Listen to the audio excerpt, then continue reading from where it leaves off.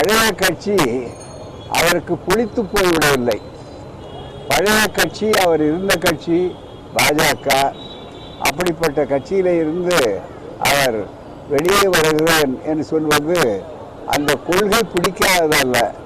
அந்த கொள்கைக்கு மறு உருவமாக ஒரு பாலமானாக RSS-ஆல் அவர் அனுப்பப்பட்டு தமிழ்நாட்டை என்ன செய்தாலும் தங்களால் பிடிக்க முடியவில்லை, கால் ஊன்ற முடியவில்லை என்பதற்காக அண்ணாமலை ஒரு புதிய அவதாரம் எடுத்திருக்கிறார்.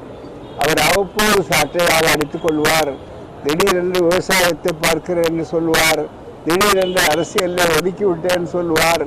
இப்படி பல நிலைப்பாடுகளை எடுத்திருக்கிறார். எந்த நிலைப்பாட்டிலும் அவர் உறுதியாக இருந்ததில்லை.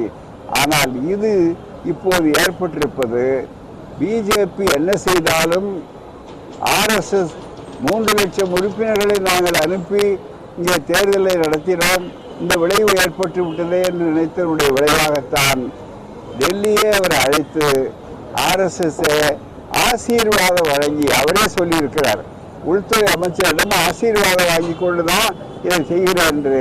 எனவே தான் அவரால் அனுப்பப்பட்ட ஒரு மாயமான் மக்களை அல்லது இளைஞர்களெல்லாம் வேறு பக்கம் இல்லாமல் அவர்களை நான் கொண்டிருக்கிறேன் என்று. இதுவரையில் அவர் கொள்கை என்ன என்று சொல்லவில்லை, கட்சிக்கு என்ன பெயர் என்று சொல்லவில்லை.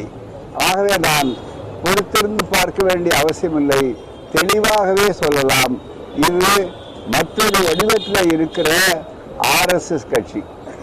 பிஜேபிக்கு செல்வாக்கு தேர்ந்து விட்டது என்பதற்காக அதே சரக்கு லேபிள் மாறி இருக்கிறது, அவ்வளவுதானே தவிர புதிய லேபிளை ஒட்டலாம் என்று நினைக்கிறார். சரக்கு பழைய சரக்கு தான், அது புளித்து போன சரக்கு, தமிழ்நாட்டில் ஏற்றுக்கொள்ள முடியாத ஒரு நிலை. ஆகவேதான் அதை பற்றி கவலைப்பட வேண்டியதில்லை. அது எவ்வளவு வேகமாக வந்ததோ அவ்வளவு வேகமாக இந்த ஊடகத்தினுடைய தயவுனால 2 மணி நேரத்தில் 12 லட்சம் பேர் சேர்ந்தார்கள் சொன்னார்கள். யார் சேர்ந்தார்கள்? அவர் ஏற்கனவே அமைத்திருந்த பாஜகவில் இருந்த ஒரு கோஷ்டி இன்னமும் அவர் பின்னாலே பஜனை கோஷ்டி மாதிரி வந்திருக்கிறதே தவிர அவரால் வேறு எந்த மாற்றத்தையும் உண்டாக்க முடியாதது. அதை நம்பி யாரும் போகக்கூடிய இளைஞர்களும் இன்றைக்கு தயாராக இல்லை. அவருக்கு கொள்கை முக்கியம் அல்ல, அவருக்கு கட்சி முக்கியம். ஆனால் பெரிய பெரிய வார்த்தைகள்லாம் சொல்லுவார், பயிற்சிகள்லாம் கொடுக்குறோன்னு. பிறந்த மூளைகளெல்லாம் இப்போது ஏராளமாக தேவைப்படுகிறதுன்னு சொல்லுகிறார். அதன் மூலமாக இருந்த மூளைகள் எல்லாம் சரியா இல்லை என்பதை மறைமுகமாக ஒப்புக்கொள்வதற்கு நன்றி. அவ்வளவுதான்.